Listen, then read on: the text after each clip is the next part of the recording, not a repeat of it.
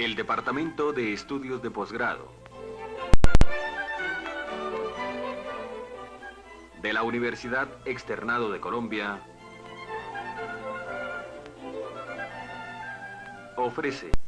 En esta y las siguientes charlas nos ocuparemos de dos temas que siempre hemos considerado de gran importancia, y ellos son las medidas que afectan la libertad de las personas, como también las medidas que afectan los bienes con los cuales se ha cometido el hecho punible o bienes del sindicado con el fin de indemnizar los perjuicios que genera el delito.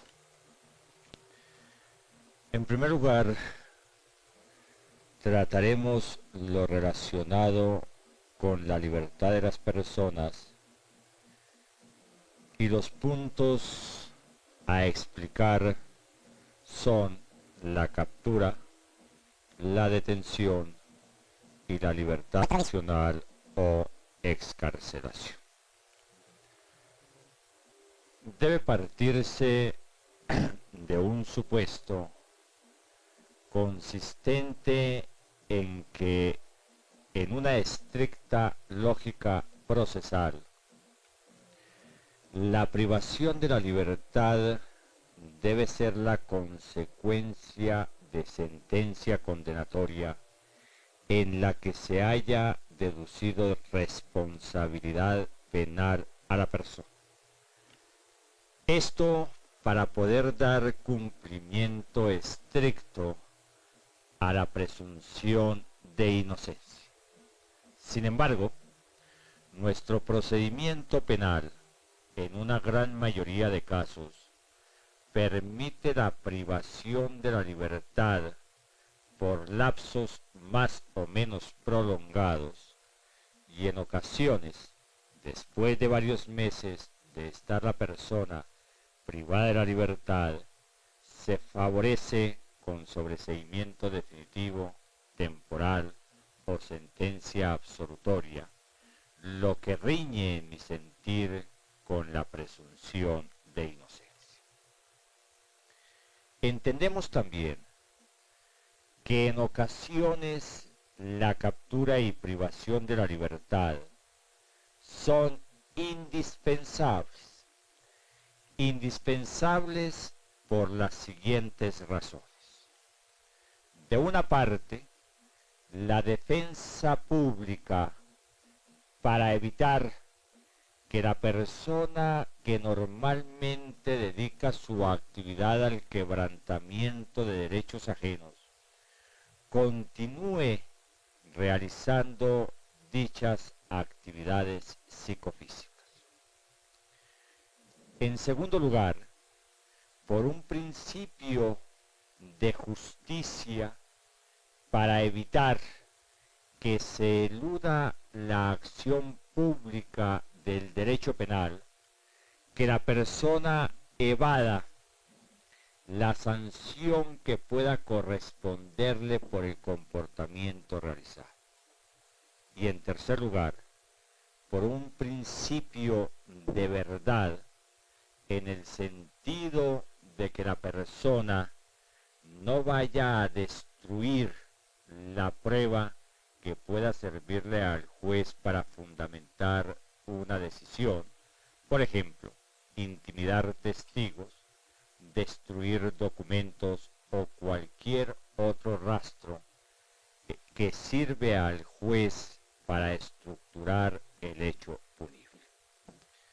Lógico es que el sistema de captura y detención es uno de los puntos que debe ser modificado el código, porque debe convertirse la detención en la excepción y la regla general en la libertad provisional.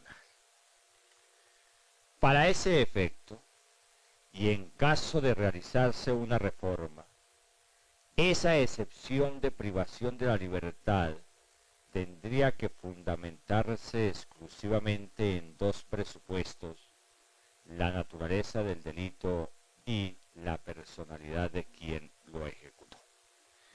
Pero estudiemos cómo se encuentra regulada la captura en el Código Procesal vigente.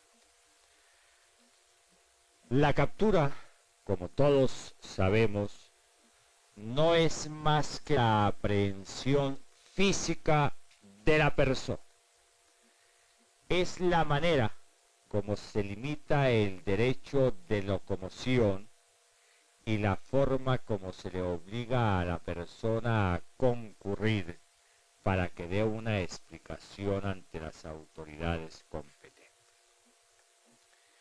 Pero esa captura y en general la privación de la libertad de la persona tiene un marco constitucional, que es el artículo 23 de la Carta Política, donde se afirma que nadie podrá ser molestado en su domicilio ni sometido a prisión o arresto o en últimas privado de la libertad, sino conforme a mandamiento de autoridad competente.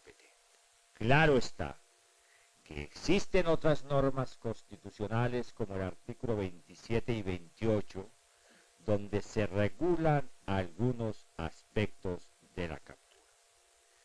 Dentro de esos marcos constitucionales, y por considerarlo necesario, haremos referencia a los casos de captura que existen en diferentes legislaciones y que son aplicables a nuestro sistema procesal.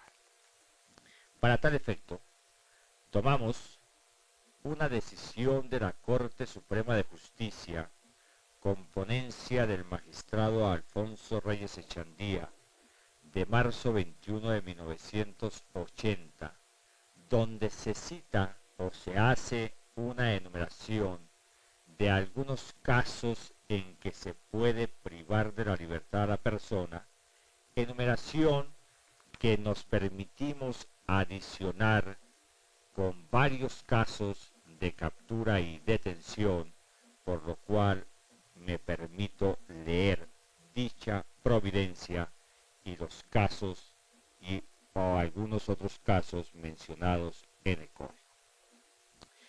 Dice la providencia: en efecto, es principio constitucional el de que nadie puede ser reducido a prisión o arresto ni detenido, sino a virtud de mandamiento escrito de autoridad competente, con las formalidades legales y por motivos definidos en las leyes.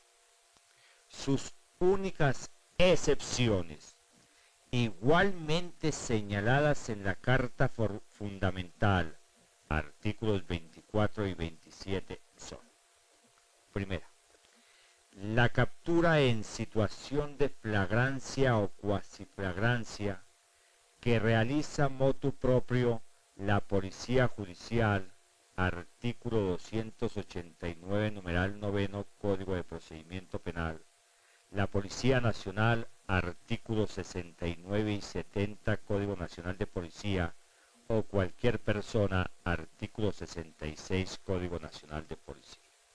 Segunda, la detención incontinenti dispuesta por los jefes militares para contener una insubordinación o motín militar o para mantener el orden hallándose enfrente del enemigo, artículo 27, numeral 2, Constitución Nacional. Y tercera, la detención incontinenti que ordenan los capitanes de buque no estando en puerto para reprimir delitos cometidos a bordo, artículo 27, numeral 3, Constitución Nacional. En todas las demás hipótesis, la privación de libertad de un individuo requiere decisión escrita de funcionario competente y solamente es legítima en las expresas situaciones que la ley establece. Ellas son: primero, la captura opcional para indagatoria en procesos por delitos sancionados con pena de presidio o de prisión, actualmente prisión, artículo 426, inciso primero, Código de Procedimiento Penal. 2. La captura por renuencia para rendir indagatoria, artículo 426, inciso segundo, Código de Procedimiento Penal. 3. La captura del testigo renuente, artículo 243 del Código de Procedimiento Penal. 4. La aprehensión de persona cuya captura haya sido públicamente requerida por autoridad competente con las formalidades de la ley, artículo 428 del Código de Procedimiento Penal. 5. La captura consecuencial a un auto de detención, artículo 441 del Código de Procedimiento Penal. 6.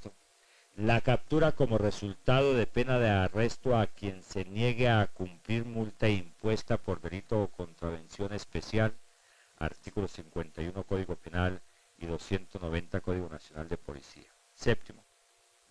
La captura consecuencial a sentencia condenatoria que se concrete en pena o medida de seguridad de carácter detentivo, artículo 669 del Código de Procedimiento Penal. 8. La detención preventiva de persona cuya extradición se solicita, artículo 742 del Código de Procedimiento Penal. 9. La captura del extraído por disposición del Ministerio de Justicia, artículos 737, 738 y 748, Código de Procedimiento Penal. 10.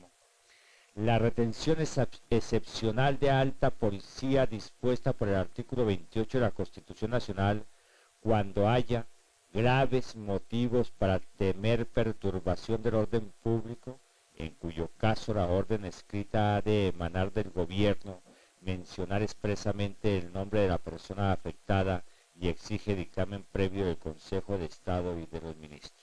11. La aprehensión policial de carácter opcional para conducir a una persona ante la autoridad que ha ordenado su comparecencia, artículo 58 Código Nacional de Policía.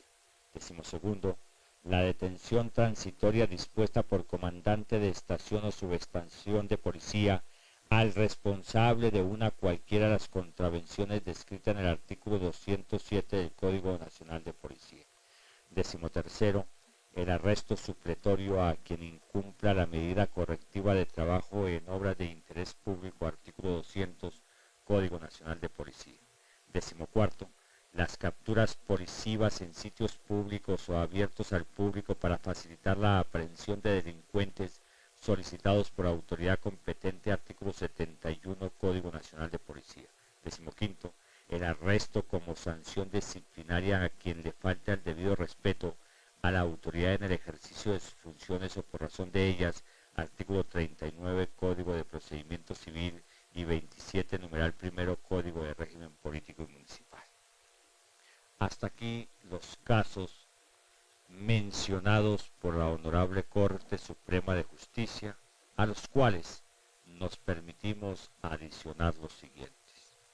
Primero, retención hasta por un máximo de 6 horas que realiza la Policía Judicial para impedir que los testigos se retiren o ausenten del lugar sin haber dado informe o rendido las declaraciones a que se refiere el numeral sexto, artículo 289, numeral séptimo, Código de Procedimiento Penal. Segundo, la captura que realiza Policía Judicial sobre el gravemente indiciado, artículo 427 del Código de Procedimiento Penal. Tercero, la captura para notificar el auto de proceder, artículo 484 del Código de Procedimiento Penal. Cuarto, captura cuando se revoca la libertad provisional, artículo 460 y 470 del Código de Procedimiento Penal.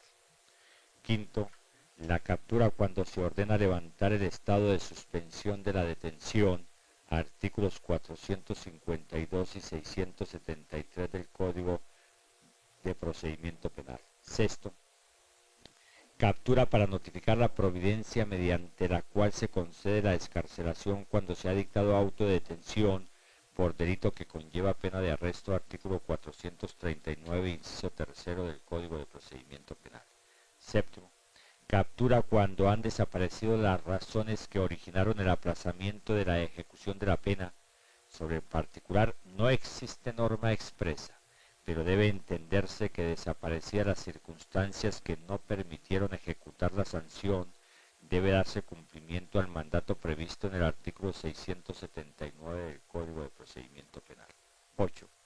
Captura por revocación de la condena de ejecución condicional cuando se han incumplido las obligaciones que se impusieron al conceder el subrogado o se ha cometido un nuevo delito o no se hubieran pagado los perjuicios civiles dentro del término fijado por el juez, artículo 70 Código Penal, 669 y 694 del Código de Procedimiento Penal. Noveno, captura cuando se revoca la libertad condicional para hacer efectivo el resto de la pena que haya dejado de cumplir, artículo 74 Código Penal. Décimo, captura para resolver situación jurídica, artículo 400 Código de Procedimiento Penal. Décimo primero, captura para obligar la exhibición de documentos, artículo 378 inciso segundo Código de Procedimiento Penal, en concordancia con el artículo 243 civil. Y décimo segundo, retención temporal para reconocimiento médico del lesionado, artículo 344 inciso segundo Código de Procedimiento Penal. Al parecer, son los casos en que se permite la captura sin que la enumeración que me he permitido leer constituya una enumeración taxativa, sino simplemente ejemplificativa. Nos ocuparemos no de todos los casos que hemos mencionado, sino de los casos que tienen referencia con el Código de Procedimiento Penal, con el proceso ordinario, y trataremos de enfocar el problema partiendo de las diferentes etapas que se realizan para llegar a la culminación de un proceso. En este orden de ideas, primero determinemos si es posible realizarse captura antes de haberse practicado cualquier diligencia investigativa.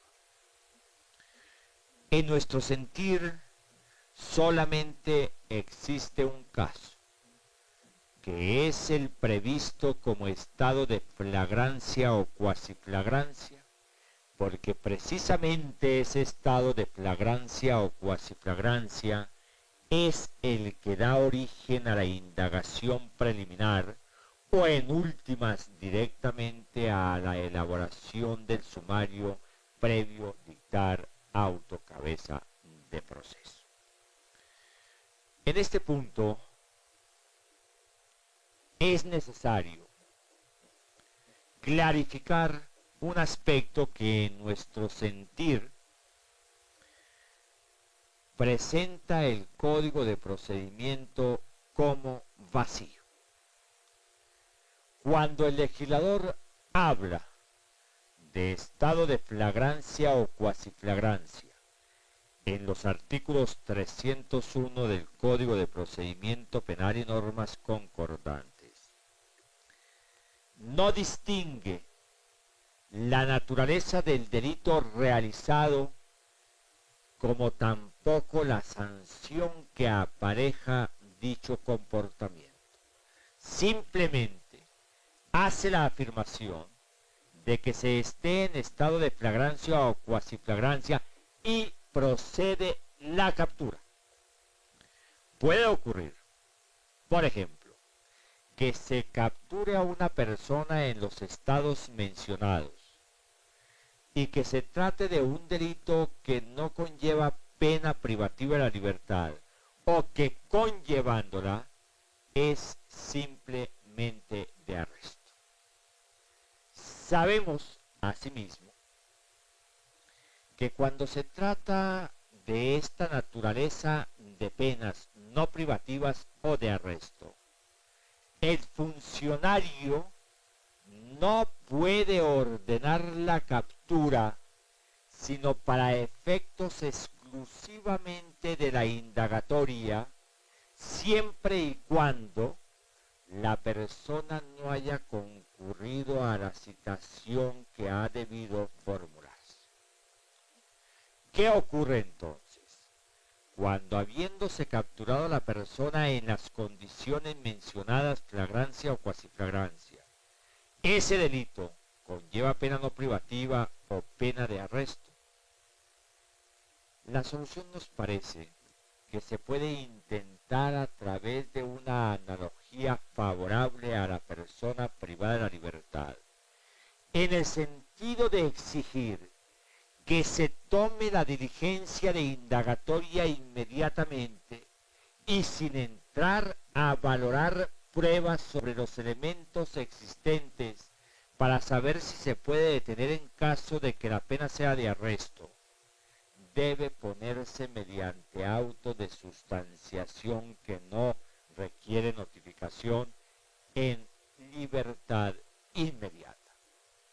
Hacemos analogía con el 426 del Código y referencia al 429 para concluir que el juez no puede hacer uso de los términos legales que trae el Código para resolver situación jurídica después de haberse indagado a esta persona, así haya sido sorprendida en flagrancia o cuasiflagrancia, sino que debe poner en libertad inmediata después de haberlo oído en indagatoria y posteriormente, mediante auto interlocutorio, resolver su situación jurídica para determinar si se dan los presupuestos del 439 para detener o no. Proceder de manera diferente nos parece que atentaría contra el derecho de libertad y atentaría contra las previsiones legislativas dentro de una interpretación sistemática del Código de Procedimiento Penal. Segundo aspecto.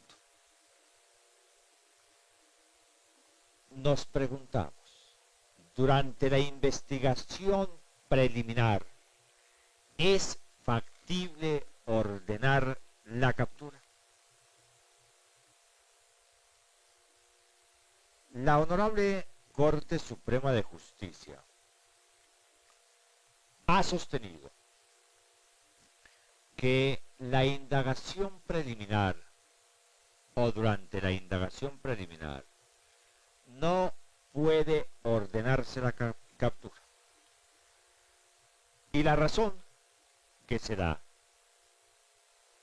es de que allí ya no estamos frente a la captura en flagrancia o cuasiflagrancia, sino estamos frente a otras situaciones que han originado esa indagación preliminar.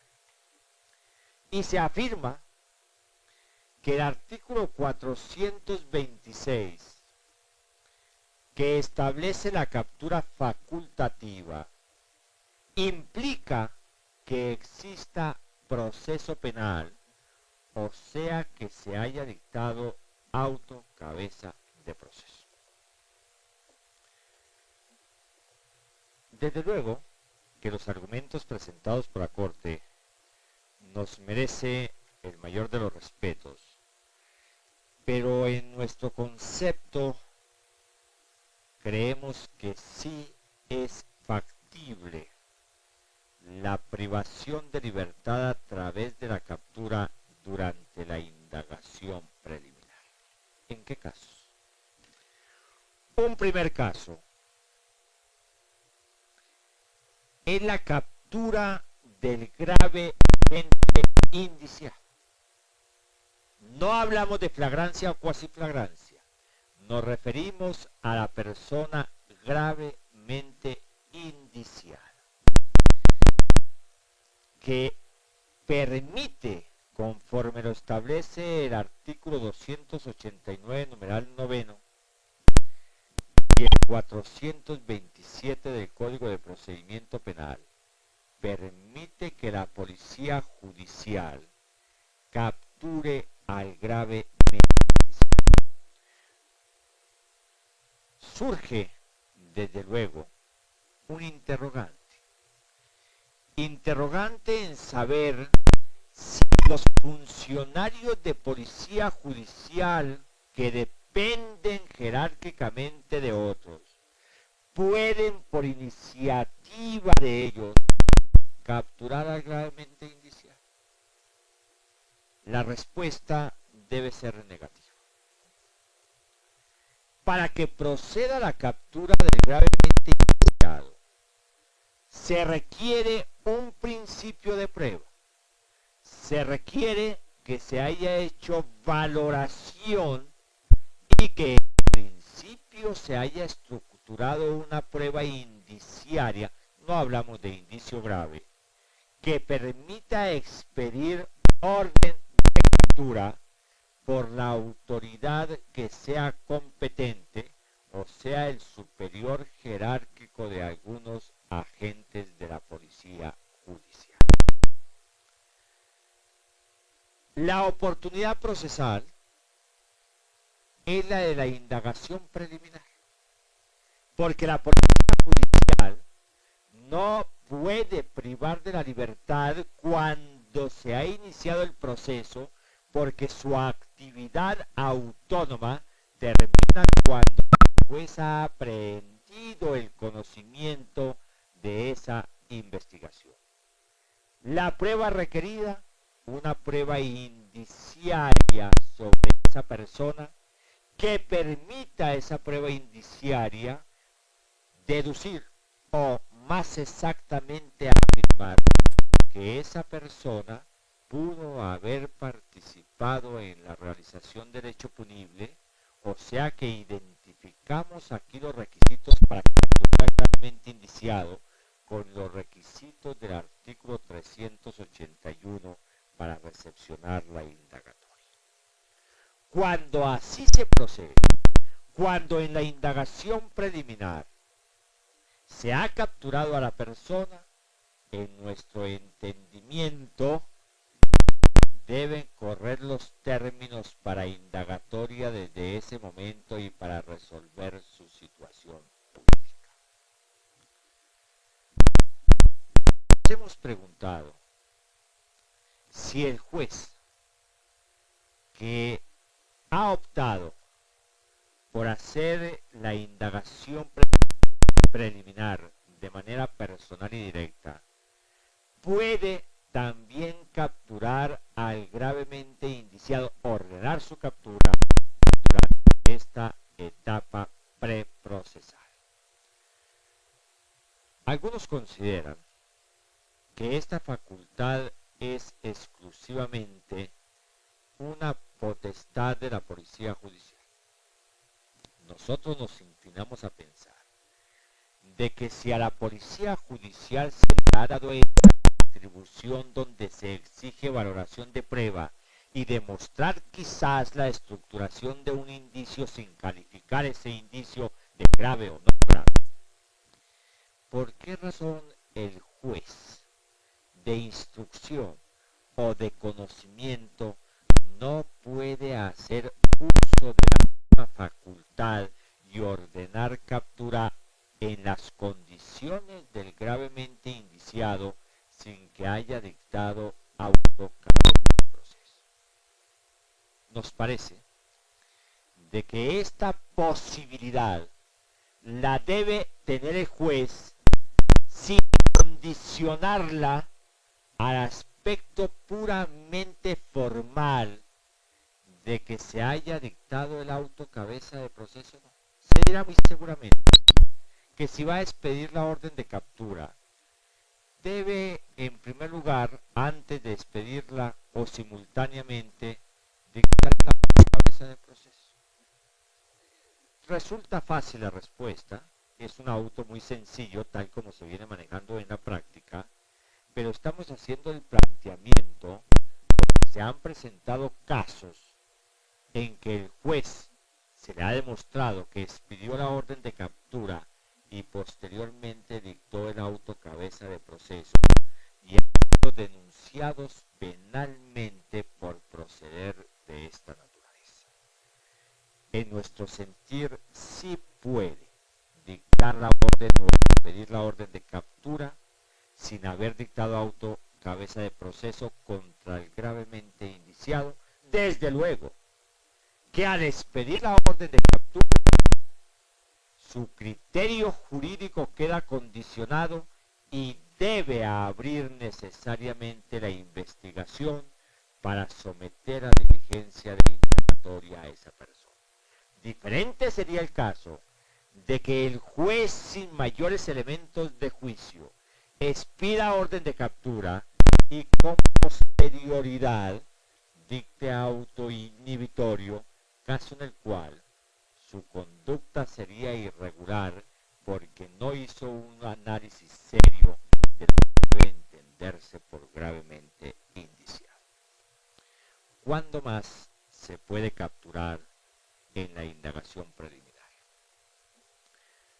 Creemos que existe otro caso y es la captura públicamente requerida. Decimos públicamente requerida porque ese caso de captura no es por iniciativa de los particulares, sino que cuando se habla de captura públicamente requerida, debe pensarse necesariamente en un presupuesto, y es que una autoridad competente haya emitido formalmente la orden de captura. No es un caso de flagrancia o cuasiflagrancia, sino es el requerimiento de la autoridad a la sociedad para que colaboren en la captura de una persona, y ese requerimiento debe estar fundamentado necesariamente en una orden de captura. Orden de captura que en nuestro entender puede ser emitida durante la indagación preliminar cuando el juez tenga elementos de juicio lo suficientemente serios para considerar de que la persona de la que se requiere la captura públicamente está comprometida en la ejecución del otro público. Estos serían los eventos que se presentan antes del proceso. Miremos qué ocurre dentro del proceso penal. Dentro del proceso penal existe en primer lugar la captura facultativa del artículo 426. Esta norma, al decir que es facultativa la captura, le da discrecionalidad al juez para que opte por expedir la orden de captura o simplemente citar a la persona. Pero contempla dos posibilidades: delitos que conllevan pena de prisión y delitos que conllevan pena de arresto o, en última, pena no privativa de la libertad.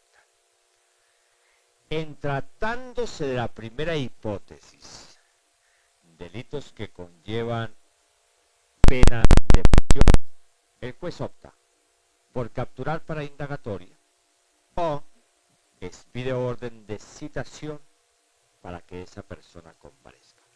Pero no le obliga al juez a que emita la orden de citación para posteriormente, en caso de incumplimiento, ordenar la captura, sino que la discrecionalidad está en los dos extremos: cita a la persona u ordena la captura.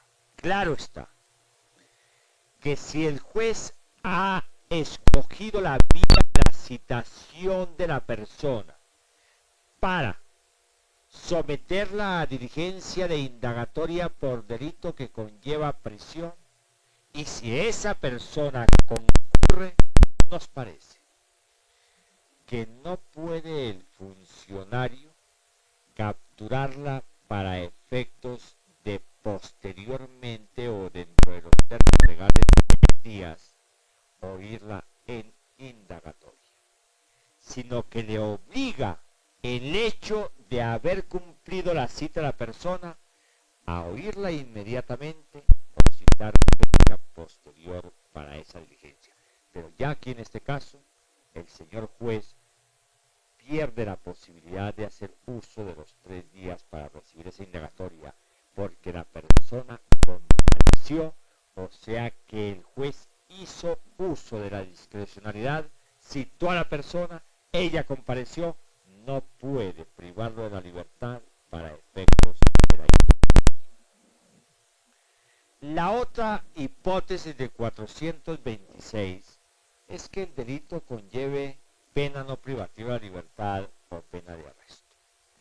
Aquí en este caso se exige un presupuesto fundamental que para poder expedir la orden de captura, y es de que necesariamente el juez haya ordenado la citación de la persona, y en no concurriendo la persona puede expedir la orden de captura para efectos exclusivamente de la indagatoria.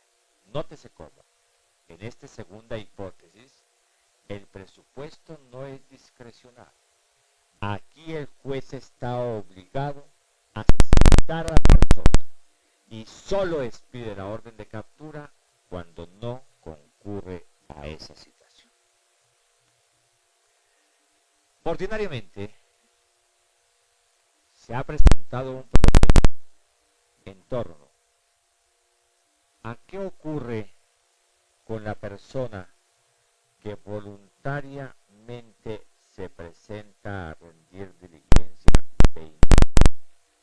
No ha sido citada la persona, sabe que se le está adelantando un proceso en su contra, concurre al despacho judicial y solicita se le vincule legalmente a través de la diligencia de indagatoria.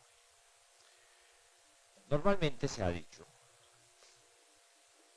que frente a esta situación no puede el juez capturar a esa persona para hacer uso de los términos legales que le permite la ley para recibir la diligencia de indagatoria, sino que cualquiera que sea el caso de la presentación voluntaria, debe oírlo en diligencia de indagatoria o citarlo para tal diligencia. Nos parece que en esto se debe distinguir. Puede ocurrir que contra esa persona ya se haya expedido orden de captura. Y esa persona, quizás conociendo la expedición de dicha orden, se presenta, entre comillas, voluntariamente al despacho judicial a que le reciban indagatoria. Nos parece que en ese caso resulta lógico afirmar que el juez ya había hecho uso de la discrecionalidad del artículo 426, no había querido citar a la persona, sino que directamente expidió la orden de captura. Me refiero, desde luego, a los delitos que conllevan pena de prisión, no arresto. Si el juez había optado por la facultad que le concede el Código de expedir orden de captura sin citación previa cuando el delito conlleva prisión, la respuesta resulta fácil. Sí puede capturar a esa persona que aparentemente se presentó de manera voluntaria para la indagatoria. Cosa diferente es que el juez piense que es una persona que no va a eludir la acción de la justicia y revoque la orden de captura. Pero si la captura en el momento en que se presenta no comete ninguna irregularidad, simplemente está ejecutando una orden que él mismo había expedido con fundamento en el artículo 426 del Código de Procedimiento Penal. El caso es diferente. Si la persona se presenta voluntariamente, no se ha expedido orden de captura contra esta persona, se está adelantando un proceso, porque en ese caso debe darse cumplimiento a las normas procesales en que obliga que a esa persona se le tome indagatoria inmediatamente. No hay orden de captura, no se puede capturar, o si no, se le cite posteriormente para la indagatoria. Y nosotros partimos de esta afirmación y tal vez nos permitimos tomar una decisión de la Corte que, si bien no es exactamente igual a los casos propuestos, sí puede dar origen a una solución correcta al problema. Se presentó un caso en el cual se citó a una persona como testigo de los hechos. Se le recibió declaración con las formalidades legales y en el contenido de su versión declaración con juramento, confesó o aceptó ser el autor o copartícipe de derecho punible que se estaba investigando y que por diferentes motivos la persona había sido citada como testigo. Frente a esa situación, el juez optó por capturar a la persona que había llegado voluntariamente al juzgado, no para rendir indagatoria, desde luego, sino para rendir testimonio. Optó por capturar a la persona haciendo uso de la discrecionalidad del 426. En realidad, la solución optada por el juez es correcta. Fue denunciado penalmente. Sin embargo, se absolvió, se reconoció inocencia en el funcionario, porque la persona que había concurrido no lo había hecho dentro de los parámetros de concurrir voluntariamente a rendir indagatoria, sino que concurrió como testigo. Al demostrarse con su propia versión de declaración que era el autor del hecho, el juez, en ese momento, tenía la potestad de hacer uso del artículo 426, tal como procedió. Lo hubiera podido citar, desde luego, pero decidió capturar a esa persona. Queda un interrogante. ¿Puede capturarse después de que la persona que se ha presentado voluntariamente rinde su indagatoria? En otros términos, alguien se presenta sin que se haya emitido orden de captura, rinde la indagatoria y de allí surge prueba para detener a la persona. ¿Puede, nos preguntamos, capturarse a esa persona para los solos efectos de resolver la situación jurídica? Este es un punto bien complejo que debemos dar diferentes argumentos, por lo que trataremos en la próxima sesión. Esta sesión ha concluido. Agradecemos su atención. Fue una realización del Departamento de Estudios de Posgrado de la Universidad Externado de Colombia.